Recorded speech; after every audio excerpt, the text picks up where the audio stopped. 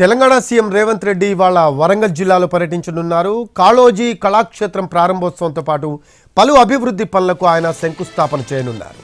ఆ తర్వాత ఇందిరా మహిళా శక్తి విజయోత్సవ సభలో పాల్గొంటారు. ఆయన మధ్యాహ్నం ప్రత్యేక హెలికాప్టర్లో హైదరాబాద్ నుంచి వరంగల్ వెళ్లనున్నారు సీఎం రేవంత్. కాళోజీ కళాక్షేత్రం ప్రారంభిస్తారు. అనంతరం కాళోజీ ఆర్ట్ గ్యాలరీ సందర్శిస్తారు. ఆయన ఈ మధ్యాహ్నం 3:20 నుంచి 3:55 వరకు ఆర్ట్స్ కాలేజీ మైదానంలో ఇందిరా మహిళా శక్తి మేళాలోని స్టాల్స్ను సందర్శిస్తారు. ఆయన అనంతరం పలు అభివృద్ధి పనులకు శంకుస్థాపన చేస్తారు. ఆ తర్వాత ఇందిరా మహిళా శక్తి విజయోత్సవ సభలో సీఎం రేవంత్ రెడ్డి పాల్గొంటారు.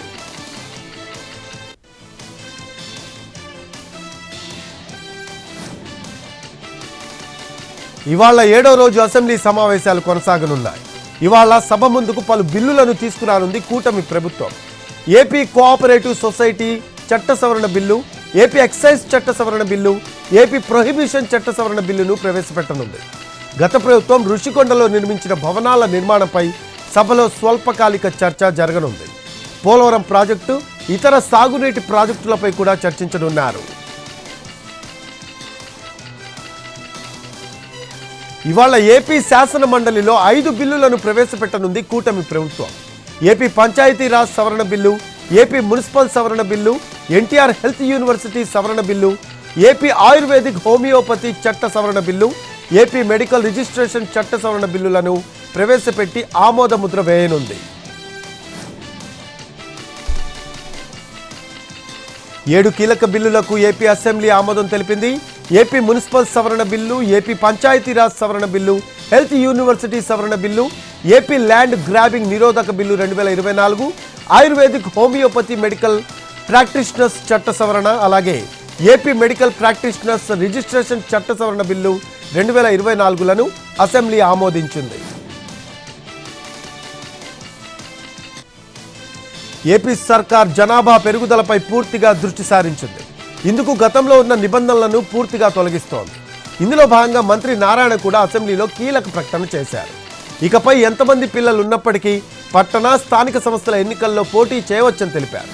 అంతేకాదు, దీనికి అనుగుణంగా ఆంధ్రప్రదేశ్ మున్సిపల్ శాసనాల సవరణ బిల్లు 2024కు అసెంబ్లీ ఆమోదం తెలిపింది.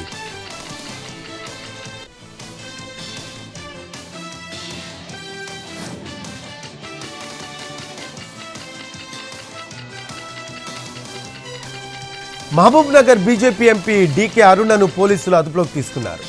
కొడంగల్ నియోజకవర్గం లగచర్లకు వెళ్తున్న ఎంపీని మొయినాబాద్ దగ్గర పోలీసులు అడ్డుకున్నారు. ఆమెతో పాటు ఎంపీ ఈటల రాజేందర్ను కూడా అదుపులోకి తీసుకున్నారు. దీంతో కాసేపు బీజేపీ కార్యకర్తలకు పోలీసులకు మధ్య వాగ్వాదం జరిగింది. అనంతరం ఆమెను అరెస్ట్ చేసి మొయినాబాద్ పిఎస్కు తరలించారు. దాంతో సీఎం రేవంత్ రెడ్డిపై తీవ్ర ఆగ్రహం వ్యక్తం చేశారు. పాలన చేతకాక తనను అడ్డుకుంటున్నారని విమర్శించారు.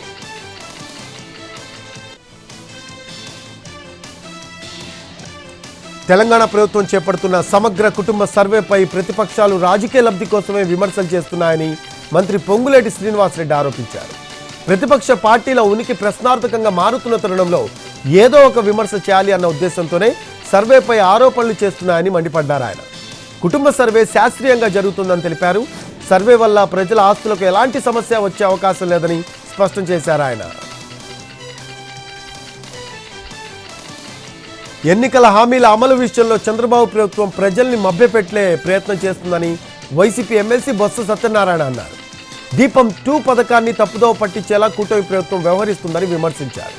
ఈ పథకానికి బడ్జెట్లో పూర్తి స్థాయిలో నిధులు కేటాయించలేదన్నారు. ఆయన అప్పుల విషయంలో గత వైసీపీ ప్రభుత్వంపై నిందలు వేస్తుందని మండిపడ్డారు. ఆయన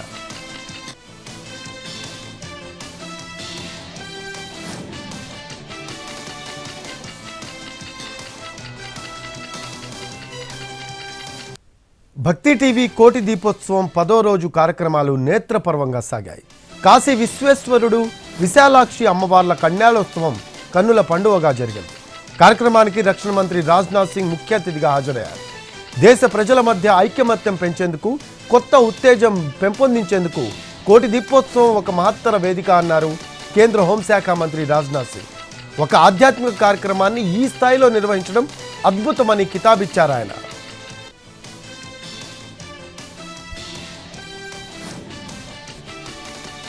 రక్షణ మంత్రిగా దేశ సరిహద్దులను కాపాడటం తన బాధ్యత అన్నారు రాజ్నాథ్ సింగ్.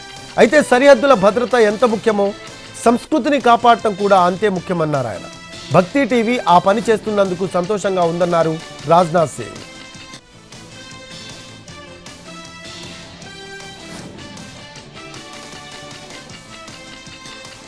గ్రేటర్ వరంగల్ అభివృద్ధి కోసం ప్రభుత్వం 4170 కోట్లను మంజూరు చేసింది. Warangal corporation under ground drainage నిర్మాణం కోసం ఈ నిధులను మంజూరు చేస్తూ ప్రభుత్వం జీవో విడుదల చేసింది. వరంగల్ సిటీ వాసులు చిరకాల వాంఛ నెరవేర్చే దిశగా రాష్ట్ర ప్రభుత్వం అడుగులు వేసింది. ఇవాళ సీఎం రేవంత్ రెడ్డి చేతుల మీదుగా శంకుస్థాపన జరగనుంది. నల్లగొండ ప్రభుత్వ మెడికల్ కాలేజ్ హాస్టల్లో ర్యాగింగ్కు పాల్పడిన 5 సీనియర్ విద్యార్థులపై కేసు నమోదు చేశారు పోలీసులు. Junior students medical college vice principal ఇచ్చిన ఫిర్యాదుతో పోలీసులు ఈ కేసు నమోదు చేశారు. ఖమ్మం ప్రభుత్వ మెడికల్ కాలేజీలో ర్యాగింగ్లో విద్యార్థికి గుండు గీయించిన ఘటనను వైద్య శాఖ సీరియస్గా తీసుకుంది. దీనిపై విచారణను 3 మెన్ కమిటీ వేసినట్టు తెలిపారు కాలేజ్ ప్రిన్సిపాల్ రాజేశ్వరరావు. బాధ్యులపై చర్య తీసుకోవాల్సిందిగా ఉన్నతాధికారులకు లేఖ రాశామన్నారు.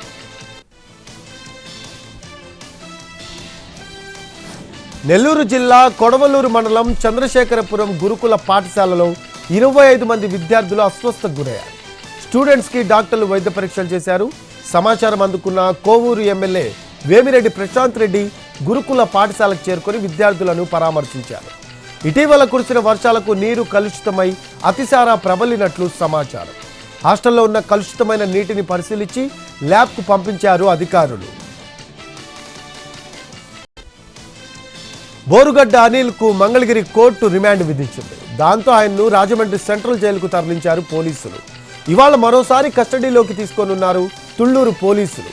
బీజేపీ నేతలపై దాడి కేసులో అనిల్ను విచారించనున్నారు పోలీసులు.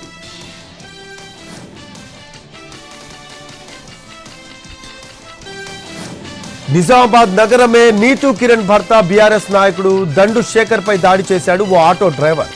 ఇనుప రాడ్డుతో తల పగలగొట్టాడు. తీవ్రంగా గాయపడ్డ శేఖర్ని చికిత్స కోసం ఆసుపత్రికి తరలించారు. నాగారం 80వ క్వార్టర్లో ఈ ఘటన జరిగింది. 100 గజాల ప్లాటు విషయంలో వివాదమే దాడికి కారణమని స్పష్టమవుతోంది. తన భూమిని బీఆర్ఎస్ నేత దండు శేఖర్ అనుచరులు కబ్జా చేశారని ఆరోపిస్తూ ఉన్నాడు ఆటో డ్రైవర్.